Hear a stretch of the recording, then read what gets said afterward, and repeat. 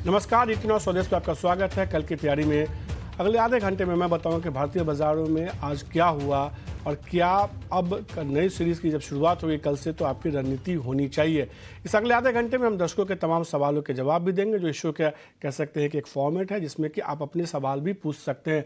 तरीका बेहद आसान है। आप जानना चाहेंगे सवाल कैसे पूछे, नंबर स्क्रीन पर फ्लैश हो रहा है, इस नंबर पर आप व्हाट्सअप कर सकते हैं। आपको अपना नाम, शहर का नाम, कौन सा शेयर आपके पास है, किस भाव पे आपने लिया है, ये तमाम जानकारी आप अपने हमें भेज दीजिए, फिर हमारे जानकार आपकी मदद करेंगे। इसके अलावा सोशल मीडिया का ज़माना है तो ट्विटर और फेसबुक पे जाइए, ईटीन और स्वदेश को फॉलो कीजिए, केकेटी लिखिए, फिर स्पेस देके वापस से अपना सवाल भेज सकते हैं। अपना नाम, अपना शहर का नाम, कौन सा शेयर आपके पोर्टफोलियो में, ये तमाम जानकारी भेजिए। एक तरीका और है, आप यूट्यूब पे जाइए, कल की तैयारी शो को देख सकते हैं, वहाँ कमेंट बॉक्स में अपने सवाल भेज दीजिए, लिख दीजिए। वहाँ आप अपना नाम जरूर लिखें, शहर का नाम लिखें, कितने शेयर है जरूर लिखें, किस भाव पे आपने लिया है, जिससे कि हमारे जानकारों को मदद होगी आपको बताने में कि इन शेयरों पे अब आपको क्या करना चाहिए। और अगले आधे घंटे में जो दो जानकार हमें मदद करने वाले हैं वो हैं विवेक कारवा और आदित्य अरोड़ा। इन दोनों से हम समझेंगे कि बाजार अगस्त में तो थोड़ा ख़राब रहा, सितंबर में क्या कुछ अच्छा होगा। क्योंकि आज देखिए बाजार में एक्सपायरी के दिन, मंथली एक्सपायरी के दिन बाजार में दबाव देखने को मिला। हमने देखा एक समय निफ्टी जो है 19,388 का हाई बनाया, लेकिन जैसे ही 19,300 के नीचे गया फिर गिरावट बढ़ती गई और 19,223 का इंट्राडे में आज निफ्टी ने जो लो बनाया है, ये कह सकते हैं कि सीरीज़ का सबसे निचला स्तर था जब निफ्टी ने ये लो बनाया 19,223 का। लगातार गिरावट देखने को मिली, हालांकि वहाँ से थोड़ी सी रिकवरी देखने को मिली। अच्छी बात यह है कि 19,200 के लेवल को फिर से जो है निफ्टी ने होल्ड किया और ये एक पॉजिटिव साइन के तौर पे देखना चाहिए। हालांकि 93-94 अंकों की गिरावट के साथ बंद हुआ है। अब बैंक निफ्टी देखिए, यहाँ भी हमने देखा आज दबाव देखने को मिला। एक समय मजबूती थी जब ये 44,399 के आसपास पहुँचा था इंट्राडे में, 44,400 को नहीं पार किया, उसके बाद दबाव देखने को मिला। तो अब निचले स्तर से कह सकते हैं 43,895 का लो था, वहाँ से कह सकते हैं 100 अंकों की थोड़ी सी रिकवरी देखने को मिली है। लेकिन अच्छी बात यह है निफ्टी के मुकाबले कि 43,600 जो इस सीरीज़ में बैंक निफ्टी का लो है वहाँ तक नहीं पहुँचा। तो बैंक निफ्टी कह सकते हैं कि आज थोड़ा दबाव दिखा रहा था, कमोबेश निफ्टी के मुकाबले थोड़ी सी बेहतर जोन में देखने को मिल सकता है। हालाँकि बैंक निफ्टी के तमाम शेयरों में आज के ट्रेड में दबाव देखने को मिला था। कुछ निफ्टी के स्टॉक्स देखे जिसमें आज के ट्रेड में सबसे ज़्यादा दबाव देखने को मिला, गिरावट देखने को मिली, तो कई सारे शेयर थे जो आज कमजोरी करते हुए दिखा रहे थे। खासतौर पे आज के ट्रेड में देखिए कुछ स्टॉक जिसमें कि अदानी एंटरप्राइजेज, बीपीसीएल जैसे स्टॉक्स है जो जहाँ दबाव देखने को मिला था। लगातार हम देख रहे हैं कौन से स्टॉक्स में आज के ट्रेड में कल भी दबाव था, आज भी देखने को मिला। इसके अलावा Britannia, Eicher motor, Bajaj auto जैसे स्टॉक्स थे जहाँ दबाव देखने को मिला। बजाज फाइनेंस एक शेयर जिसमें हमने देखा था कि जियो फाइनेंशियल की लिस्टिंग के बाद से एक अच्छी मजबूती देखने को मिली थी, वहाँ आज सीधे तौर पे मुनाफा वसूली का दबाव देखने को मिला। कुछ शेयर ऐसे भी थे जहाँ मजबूती देखने को मिली। मारुति देखिए आज के ट्रेड में एक अच्छी मजबूती करते हुए दिखे। सिप्ला, टाटा स्टील जैसे स्टॉक्स थे जहां खरीदारी का रुझान देखने को मिला था। लार्ज कैप स्टॉक्स में भले ही हम देख रहे हैं कि थोड़ा दबाव देखने को मिला, लेकिन मिड कैप शेयर्स अच्छा परफॉर्म कर रहे हैं। ग्लेंड फार्मा जैसे स्टॉक्स में मजबूती है, कोफोर्ज, एम्फेसिस जैसे स्टॉक्स है जहां खरीदारी देखने को मिली। और आप एक ट्रेंड देख रहे होंगे बीते इस हफ्ते, खासतौर पर लास्ट के बीते 3 दिनों में, कि मिड कैप आईटी स्टॉक्स में खरीदारी देखने को मिली। तो क्या ये ट्रेंड इस बात को सपोर्ट कर रहा है कि यहाँ से बाजार बहुत ज़्यादा नहीं गिरेगा?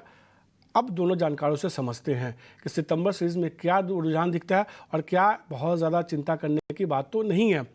विवेक और आदित्य, आपका शुक्रिया ईटीनो समय को, स्वदेश को समय देने के लिए। विवेक, आपके साथ शुरुआत करेंगे। कह सकते हैं कि धीरे धीरे पहले तो थका रहा था बाजार, बीते एक हफ्तों से एक रेंज में फंसा हुआ था, अब नीचे की तरफ खिसक के नीचे आया है। क्या कोई चिंता की बात है या बस ये एक्सपायरी का ही प्रेशर था?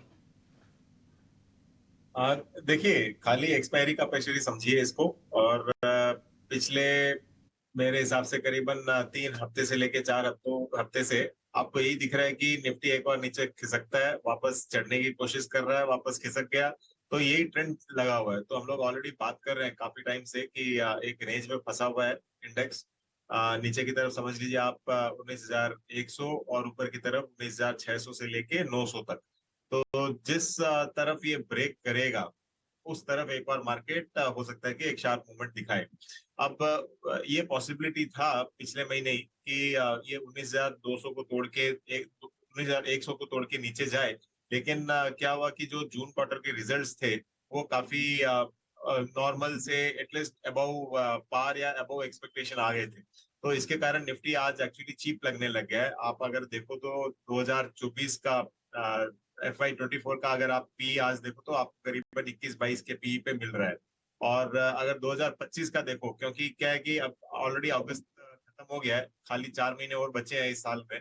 4 महीने के बाद हम लोग फैक्टरिंग करने लग जाएंगे, 2025 की भी बातें करने लग जाएंगे। तो तब तक आप अगर वो वैल्यूएशन देखते हो तो निफ्टी आज 20 के नीचे पी पे चल रहा है। तो इस कारण एक सपोर्ट रहेगा, जब भी नीचे जाने की कोशिश करेगा मुझे लग रहा है कि अच्छा खासा सपोर्ट और अच्छा खासा बाइंग आएगा बाजार में। और कोई बहुत बड़ी नेगेटिव न्यूज आती है तो आपको करेक्शन दिखेगा, नहीं तो ओवरऑल मैं बुलिश ऑन डिप्स का आइडिया रहेगा यहाँ पे, क्योंकि वैल्यूएशन अभी महंगा नहीं है। तो वैल्यूएशन अभी महंगा नहीं है, तो फिर आदित्य से बात समझ लेते हैं। आदित्य, मुझे शॉर्ट टर्म के लिहाज से मत बताइए, अगस्त सीरीज का खत्म हो गया, आप निफ्टी में ऊपर की तरफ कौन सा लेवल दिखता है जिसके ऊपर आपको लगता है फिलहाल सितंबर सीरीज में जाना थोड़ा मुश्किल है, और नीचे की तरफ कौन सा आपको लगता है लंबा का सपोर्ट की बात की है तो कहाँ दिखता है आपको? Manish ji, good afternoon. देखिए, मुझे ज्यादा गिरावट नहीं दिखती निफ्टी बैंक निफ्टी में। अगर आप देखें तो निफ्टी ऑलमोस्ट अपने सपोर्ट जोन में पहुंच चुका है। तो सपोर्ट जोन निफ्टी के लिए है 19,250 से लेके 18,800, ये बायस जोन है। तो आज निफ्टी ने ऑलरेडी उसमें एंट्री कर दी है। तो मेरा अप्रोच रहेगा नीचे के लेवल से थोड़ा थोड़ा खरीदने का, और मुझे लगता है कि सितंबर सीरीज काफी बुलिश रहनी चाहिए। तो नीचे से बाजार सपोर्ट लेके काफी अच्छी तेजी कर सकता है। इसमें मुझे मेटल सेक्टर अच्छा लगता है, केमिकल सेक्टर अच्छा लगता है, ऑटो सेक्टर अच्छा लगता है। तो ओवरऑल नजरिया बुलिश है निफ्टी बैंक निफ्टी के लिए। नीचे के लेवल से बायर रहूंगा मैं। तौर पे तो दोनों जानकारों ने ये सीधे तौर पे ये कह सकते हैं कि भरोसा दिलाया, और उनको पूरी उम्मीद है कि बहुत ज़्यादा चिंता की बात नहीं, एक्सपायरी का प्रेशर था उसकी वजह से दबाव देखने को मिला। तो फटाफट सवाल जवाब के सिलसिला को शुरू करते हैं। यूट्यूब से कुछ सवाल हमने निकाले हैं जो हमारे दर्शकों ने भेजे, उसके साथ ही शुरू करते हैं। वीरेंद्र कुमार जी का सवाल है, SBI के 100 शेयर के पोर्टफोलियो में 579 रुपये के भाव पे SBI पे क्या राय होगी? नतीजों के बाद से हम देख रहे हैं कि लगातार जो है शेयर में दबाव देखने को मिला। नतीजे इतने खराब थे भी नहीं, पर शेयर है कि अब चल ही नहीं रहा है। विवेक, किसी के पास है, इनके पास तो है शेयर 579 रुपये के भाव पे, होल्ड करना चाहिए? देखिए 700 तो ये शेयर जाना चाहिए, मतलब अभी 560 करीबन चल रहा है। तो मुझे नहीं लगता है कि बहुत इम्पॉसिबल चीज है 140 रुपए यहाँ से बढ़ना। 700 ये शेयर जाएगा। और कारण बैंकिंग में जो हुआ था, एक रैली आई थी बैंकिंग में, और उसके बाद में एक स्टैग्नेशन अभी चल रहा है। तो आप सारे बैंक्स अगर मतलब चाहे प्राइवेट ले लीजिए, HDFC, एक्सिस, इंडसइंड और जितने भी बड़े बैंक्स हैं, और या फिर PSU में भी आप अगर ले लो, तो दिख रहा है कि एक रेंज के अंदर फंसे हुए हैं। आ, अब आगे चल के एक फीलिंग ये है कि बैंकिंग सेक्टर का जो वेटेज है वो इंडेक्सेस में धीरे धीरे कम होगा, लेकिन ये मतलब नहीं है कि परफॉर्म नहीं करेंगे। तो एक स्टैग्नेशन है, मुझे लग रहा है कंसोलिडेशन फेज के बाहर जाने के बाद ये वापस परफॉर्म करेंगे। तो वैल्यूएशन ठीक है, रिजल्ट्स ठीक है, दिग्गज बैंक है, बेचने का कोई कारण नहीं है। अब मूवमेंट नहीं है करके आप बेचो, ये तो लॉजिकल नहीं है। तो आप रखिए इसको, मुझे लग रहा है कि 700 तक जाएगा ये। तो वीरेंद्र जी, सीधे तौर पे विवेक जी ने ना पूरे भरोसे के साथ कह सकते हैं कि एकदम मोहर लगा के कहा उन्होंने कि 700 तक तो जाएगा, बिल्कुल चिंता मत कीजिए, शेयर को होल्ड करके चलिए। जो अगला सवाल है राजेश पटेल का, पेटीएम पे 20 शेयर के पोर्टफोलियो में है 865 रुपये के भाव पे, वो जानना चाहते हैं कि क्या करे। ये एक ऐसा शेयर था जो लिस्टिंग के बाद से लगातार अंडर परफॉर्म किया था, लेकिन इस साल कह सकते हैं एक शानदार रैली देखने को मिली, वापस से बीते 5-6 सत्रों से दबाव देखने को मिला है पेटीएम पे, क्या राय होगी आदित्य? देखिए, अगर शॉर्ट टर्म नजरिया है तो मैं कहूंगा इस स्टॉक को बिल्कुल अवॉइड करें, क्योंकि नीचे के लेवल से काफी ऊपर आ चुका है स्टॉक, और इसका 940 950 एक रेजिस्टेंस जोन एस्टेब्लिश हो गया है। जब तक ये स्टॉक 950 क्रॉस ना करे तब तक इसमें तेजी का रुझान नहीं बनाना चाहिए। अभी स्टॉक में से निकल रहे, देखिए बाजार में बुलिश ट्रेंड हो सकता है अभी जल्दी चालू होगा एक हफ्ते बाद। तो आप ऐसे स्टॉक में पार्टिसिपेट करिए जिसमें आपको क्विकली 5 से 20% की तेजी दिख सकती है। शुगर सेक्टर भी अभी एक अच्छा इमर्ज कर रहा है, तो इसमें से निकल के दूसरे स्टॉक में इन्वेस्ट करना अच्छी राय रहेगी। तो ये रहा आते तौर पे, तो सीधे तौर पे एक बार के लिए शेयर से स्विच कर जाइए। कुछ शेयर इन्होंने बताया भी, और थोड़ी देर में हम जब VIP सेगमेंट बताएंगे तो उसमें निश्चित रूप से विवेक और आदित्य दोनों कुछ शेयर बताएंगे, आप उसमें भी स्विच करके चल सकते हैं। विजय तिवारी जी का सवाल है, CI ऑटोमोटिव पे जानना चाहते हैं, 20 शेयर के पोर्टफोलियो में 394 रुपये के भाव पे। ऑटो इस स्टॉक्स में हमने देखा एक अच्छी रैली देखने को मिली है विवेक, और इस साल तो इस शेयर ने भी एक शानदार रैली दिखाई, करीब कह सकते हैं कि जिस तरीके से 350 के जोन से खरीदारी लौटी 550 तक गया, थोड़ा करेक्शन देखने को मिला है। क्या आपको लगता है कि घबराने की कोई बात है ही नहीं, ऑटो इंश्योरेंस स्टॉक्स में तो और तेजी देखने को मिलेगी? सही बोल रहे हो आप, क्योंकि एक तो ऑटोमोटिव अभी सरकार का फोकस भी बहुत होके रखा है। मुझे लग रहा है कि इसमें भी एक और पीएलआई स्कीम आ सकता है, ये पॉसिबिलिटी है। और जो ऑटो ऑटो एंसिलरी पर्टिकुलरली, मैं तो इनफैक्ट ऑटोमोबाइल से ज्यादा ऑटो एंसिलरी पे ज्यादा बुलिश हूँ। और काफी कंपनीज काफी टाइम बाद ये सारी कंपनीज परफॉर्म करने लगी है। तो सीआई ऑटोमोटिव भी मुझे मतलब ओवरऑल इसके प्रोडक्ट्स आप अगर देखो तो वेल एक्सेप्टेड, अच्छा क्लाइंटेल, ऑर्डर बुक अच्छा है, तो मुझे लगता है कि इसको होल्ड करना चाहिए। वैल्यूएशन थोड़ा सा स्ट्रेच लग रहा है, लेकिन ठीक है, अगर आप मीडियम टर्म के लिए ले रहे हो तो इसको डेफिनेटली होल्ड कर सकते हैं। तो मध्यम अवधि के नजरिए के हिसाब से आप शेयर को होल्ड करके चल सकते हैं, मजबूती देखने को मिल सकती है। अब कुछ और सवाल लेते हैं जिन्होंने हमें दर्शकों ने व्हाट्सएप पे और ट्विटर पे भेजे हैं। सुरेश जी का सवाल है मुंबई से, अल्कलाई अमाइंस के बारे में जानना चाहते हैं। 100 शेयर के पोर्टफोलियो में है 2480 रुपये के भाव पे। ये एक ऐसा शेयर है जिसने इस साल परफॉर्म नहीं किया, हालांकि बीते 2-3 सत्रों में एक मजबूत रैली देखने को मिली है खबरों के दम पे। अल्कलाई अमाइंस पे क्या राय होगी आपकी? आदित्य, इनको थोड़ा प्रॉफिट हो रहा है, क्या ये बुक करके निकल जाए, किसी में और में स्विच कर जाए, या यहाँ से अब मजबूती वापस से बनती हुई दिखेगी? देखिए, मैं व्यूअर को कॉन्ग्रेचुलेट करना चाहूंगा, उन्होंने बहुत अच्छा स्टॉक नीचे के भाव से खरीदा है। अभी पूरे केमिकल सेक्टर में ट्रेंड रिवर्सल चल रहा है। अगर आप देखें तो बायर्स का काफी एग्रेशन है चार्ट्स पे, अगर आप देखें तो बिल्कुल अच्छा स्टॉक पकड़ा है। आपको पकड़ के चलना है, और इसमें और ऐड करना है तो और भी ऐड कर सकते हैं, क्योंकि अभी इसमें ऊपर के लेवल खुल चुके हैं 2650 से 2800 एंड इवन 2900। तो स्टॉक में तो तेजी का व्यू बन रहा है। तो सुरेश जी, सबसे पहले तो ऐसा कि आदित्य जी ने मोहर लगा दिया कि शेयर को होल्ड कीजिए, आपने अच्छे शेयर को अच्छे भाव पे लिया है, तो यहाँ से और मजबूती देखने को मिल सकती है। 2600 रुपये के ऊपर भी जाता हुआ शेयर दिखेगा। हमने कई सारे शेयरों पे चर्चा की है, कुछ शेयरों पे हमारे जानकारों ने कहा कि इसमें से स्विच कर जाइए, तो स्विच कर जाइए तो खरीदिए क्या। बात करते हैं वीआईपी स्टॉक्स की।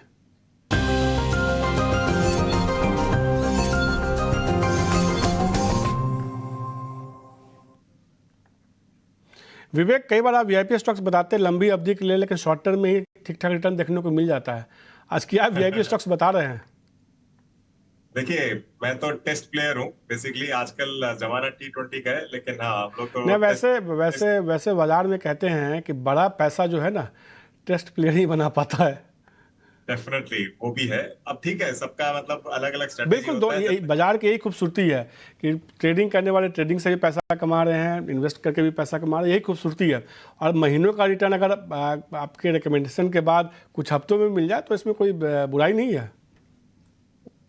तो अब मनीष जी, ये है कि मेरा रिकमेंडेशन एज यूजुअली 18 महीने के लिए है, लेकिन आप जैसे कह रहे हो सकता है कि उसके पहले मिल जाए। लेकिन ऑन दी क्या बोलते हैं, सेफ्टी नेट लगा के हम तो चलते हैं कि 18 महीने का आप व्यू रखिए। इनफैक्ट ऐसे डिस्क्लोजर दोनों स्टॉक जो मैं बोलने वाला हूँ मेरे पोर्टफोलियो में है, और पर्सनल पोर्टफोलियो में भी है, और क्लाइंट्स के पास भी है। आज अभी जब जियो गिरा था, जियो फाइनेंस, थोड़ी देर पहले, मतलब करीबन 5-1 मिनट में 3 करोड़ शेयर ट्रेड हुए थे, जब ये न्यूज आई कि सेंसेक्स से बाहर हो जाएगा, तब मैंने भी पिकअप किया है। और मुझे लग रहा है कि इन वैल्यूएशन पे ये स्टॉक अभी अच्छा लग रहा है। हो सकता है कि मंडे आउट ऑफ T2T भी हो जाए और नॉर्मल सेगमेंट में भी आ जाए, ये पॉसिबिलिटी है। और अगर वैल्यूएशन देखो तो आज के दिन बजाज फाइनेंस से ये समझ लीजिए कि ऑलमोस्ट 1/4 दामों पे आपको मिल रहा है। ठीक है, बिजनेस क्या करेंगे नहीं करेंगे ये हम लोग डिबेट कर सकते हैं, लेकिन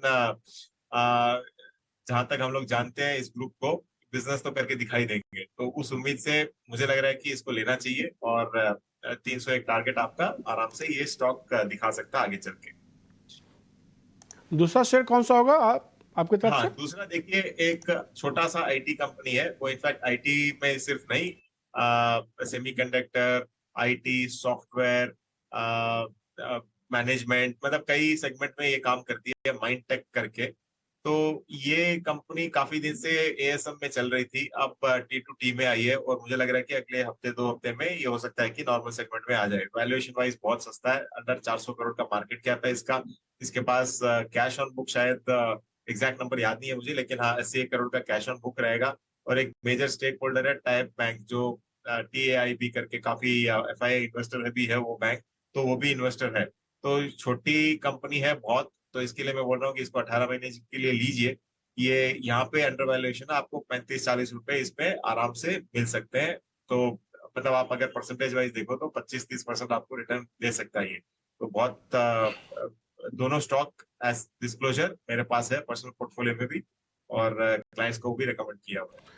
तो विवेक, दोनों शेयरों के लिए मैं ये मान के चलूँ कि अब 18 महीने के लिहाज से आप बता रहे हैं? हाँ, ऑफिशियली 18 महीने के लिए है, लेकिन पहले हो जाए तो अच्छी बात है। इसमें तो मुझे लग रहा है कि पहले हो जाए। तो इसको लंबी अवधि के बजाय इसको 18 महीने कर दीजिए। सीधे तौर पे इन्होंने कहा कि हाँ, यहाँ से मजबूती देखने को मिल सकती है। 18 महीने के टारगेट के साथ माइंडटेक और जियो फाइनेंस में खरीदारी करने की सलाह दे रहे हैं विवेक। अब चलते हैं आदित्य के पास। आदित्य निवेश के बजाय कई बार शॉर्ट टर्म में एक अच्छा मुनाफा कमाने के लिए शेयर्स बताते हैं। तो आदित्य क्या बता रहे हैं? देखिए मनीष जी, लास्ट शो में ही मैंने आपको परसिस्टेंट बताया था। परसिस्टेंट टॉप गेनर है आईटी स्पेस में भी, और अच्छा है, शॉर्ट टर्म में मुनाफा मिल जाता है। शॉर्ट टर्म के लिए फिर से मैं आज पिक्स लेके आया हूँ। त्रिवेणी को बाय कर सकते हैं। शुगर सेक्टर में काफी अच्छा आपको अप मूव मिल रहा है, काफी अच्छा ट्रैक्शन मिल रहा है, तो वो सेक्टर अच्छा रहेगा। त्रिवेणी टरबाइन के चार्ट्स बुलिश है, उसे 314.30 में बाय किया जा सकता है। 299 का रहेगा स्टॉप लॉस, और 340 से 370 का रहेगा टारगेट। दूसरा स्टॉक रहेगा केमिकल सेक्टर से। उसमें भी काफी एग्रेशन दिख रहा है पूरे केमिकल सेक्टर में बायर्स का। तो उस अतुल को भी बाय किया जा सकता है 7346 में। 6906 का रहेगा स्टॉप लॉस, और 7900 से 8500 का रहेगा टारगेट। जी बताइए आदित्य, मैं समझना चाह रहा हूँ, त्रिवेणी टर्माइन नहीं, त्रिवेणी इंजीनियरिंग है ना आपका शेयर? यस, स्क्रिप्ट कोड इसका त्रिवेणी है, जिसका ठीक है, त्रिवेणी इंजीनियरिंग है। इसको कंफ्यूज, दरअसल आपने त्रिवेणी टर्माइन बता दिया। त्रिवेणी इंजीनियरिंग में खरीदारी करने की सलाह होगी। 340 का लक्ष्य होगा पहला, दूसरा लक्ष्य होगा 370 का, 299 रुपये का इसमें स्टॉपस लगाना। दूसरा शेयर कौन सा आपने बताया? अतुल लिमिटेड। अतुल लिमिटेड में खरीदारी करने की सलाह होगी। इसमें जो है 7900 से लेकर 8500 तक का लक्ष्य देखने को मिल सकता है। स्टॉपस लगाना 6906 का। वैसे मैं आदित्य यही बताना चाह रहा था कि शो की सबसे बड़ी खासियत ये है कि एक तरफ विवेक वैसे शेयर्स बताते हैं जिसमें लंबी अवधि के लिए रखिए और आराम से मुनाफा देखने को मिलेगा, तो दूसरी तरफ आदित्य अच्छे शेयर बताते हैं कि शॉर्ट टर्म में स्टॉपस लगाइए, टारगेट के साथ जो है आप ट्रेड करके चल सकते हैं। कुछ और सवाल लेते हैं जिसमें हमारे जो दर्शक जानना चाहते हैं। ट्राइडेंट पे सवाल है सतीश जी का, उत्तर प्रदेश से। 5000 शेयर के पोर्टफोलियो में 36 रुपये 45 पैसे के भाव पे टेक्सटाइल सेक्टर से जुड़ी हुई कंपनी है ट्राइडेंट। हालांकि हमने देखा है कि शेयर में जो है एक अच्छा रिटर्न इस साल देखने को नहीं मिला, लगातार गिरावट ही देखने को मिली है। हालांकि बीते एक हफ्ते में कुछ तेजी आई है। क्या कुछ इसमें पैसा बनेगा विवेक? देखिए, टेक्सटाइल इनफैक्ट ओवरऑल अच्छा कर रहा है, और मैं काफी समय से बुलिश हूँ टेक्सटाइल पे। इनफैक्ट आज तो आलोक इंडस्ट्रीज जैसी कंपनीज भी आपको 10% ऊपर मूवमेंट दिखा चुकी है। तो ट्राइडेंट एक इस सेगमेंट में सही में बढ़िया कंपनी है फंडामेंटली। और क्या हो गया था कि एक शॉर्ट रन में ये काफी ऊपर चली गई थी, उसके कारण प्रॉफिट बुकिंग आके आज ये अटका हुआ है शेयर। लेकिन मुझे लग रहा है कि अब ये नेक्स्ट लेग ऑफ रैली के लिए वापस तैयार हो रहा है। और टेक्सटाइल ओवरऑल मुझे लग रहा है कि यहाँ से आपको फोकस दिखेगा, सरकार का भी है। इनफैक्ट PLI 2 भी आ गया है, और आगे चल के टेक्सटाइल मतलब जो कॉटन प्राइसेस वगैरह है उधर भी आपको स्टेबिलिटी से लेके रिकवरी अभी दिखने को मिल रही है। तो ट्राइडेंट अच्छा बेट रहेगा, थोड़ा सा मीडियम टर्म के लिए रखिए इसको। रैली आपको वापस दिखा देगा। डाउन साइड नहीं है इसमें, चक्कर ये है डाउन साइड बहुत लिमिटेड है, लेकिन अपसाइड पॉसिबिलिटीज है। तो सतीश जी, आपके लिए राय है, जिस भाव आपने लिया है उसी भाव के आसपास ट्रेड कर लेंगे, शेयर को होल्ड करके रखिए। यहाँ से बहुत गिरावट देखने को नहीं मिल सकती। नज़रिया आपको थोड़ा मध्यम अवधि का रखना पड़ेगा, फिर आपको इसमें रिटर्न देखने को मिल सकता है। हमने कई सारे स्टॉक्स पे बात की, VIP शेयर्स की बात की। अब ये भी समझते हैं कि कल के लिए बड़े ट्रिगर्स क्या हैं। एक तो कल से नई सीरीज़ की शुरुआत होगी, वो एक बड़ा ट्रिगर होगा। और भी क्या अहम ट्रिगर बताने के लिए मेरे साथ मेरी सहयोगी वामाक्षी जुड़ चुकी हैं। वामाक्षी, कल के लिए और कौन से बड़े अहम ट्रिगर्स हैं? जी बिल्कुल, शुरुआत करते हैं हम कुछ इंपॉर्टेंट इकोनॉमिक क्यूज़ के साथ। तो हमारी नज़र होगी S&P global manufacturing PMI data पर, इफेक्ट यूके, यूएस, यूरोजोन और भारत के लिए आने वाला है। इसके अलावा चाइना से कैक्सन मैन्युफैक्चरिंग PMI डेटा भी आने वाला है, तो लार्जली इस पर भी हमारी नज़र रहेगी। इसके अलावा अगर हम देखें कॉर्पोरेट फ्रंट पर भी काफ़ी एक्शन हो रहा है। कल ऑटो बिक्री के आंकड़े आएंगे और इसी के चलते सारे ही जो ऑटो शेयर्स है ये हमारे रेडार पर रहेगी। इसके अलावा यथार्थ हॉस्पिटल जो हाल ही में लिस्ट हुआ था, ये जो IPO ये जो कंपनी है इसकी नियरली 4% इक्विटी लॉकिंग पीरियड से बाहर आ रही है और डेफिनेटली इसे के चलते यथार्थ हॉस्पिटल भी हमारे रेडार पर रहेगा। इसके अलावा ईथॉस पर भी हम फोकस करेंगे क्योंकि कंपनी QIP के द्वारा फंड रेजिंग को कंसिडर करने वाली है। अगर हम देखें कुछ इंपॉर्टेंट इवेंट्स जो हो रहे हैं तो उसमें से हमारी नज़र होगी रॉयल एनफील्ड पर, क्योंकि ये बुलेट 350 को लॉन्च करने वाले हैं। इसके अलावा इंडिया का नया वॉरशिप महेंद्रगिरी भी लॉन्च होने जा रहा है मुंबई में कल, तो इस पर भी हमारी नज़र ज़रूर रहेगी। लार्जली ये थे सारे इंपॉर्टेंट इवेंट्स और क्यूज जो आपके रेडार पर होने चाहिए कल की ट्रेडिंग सेशन के लिए। शुक्रिया वामाक्षी, ये तमाम अहम ट्रिगर्स बताने के लिए। विवेक, आपका और आदित्य आपका भी शुक्रिया BT Now स्वदेश पर समय देने के लिए, बीते आधे घंटे में तमाम सवालों के जवाब देने के लिए, हमारे दर्शकों के उलझनों को सुलझाने के लिए। आज हमने देखा कि एक्सपायरी का प्रेशर था तो बाजार में दबाव देखने को मिला। कल से नई सीरीज़ की शुरुआत होगी, तो उम्मीद करते हैं कि शुरुआत अच्छी हो। इन कल की तैयारी में आज के लिए इतना ही। मुझे दीजिए इजाज़त, नमस्कार।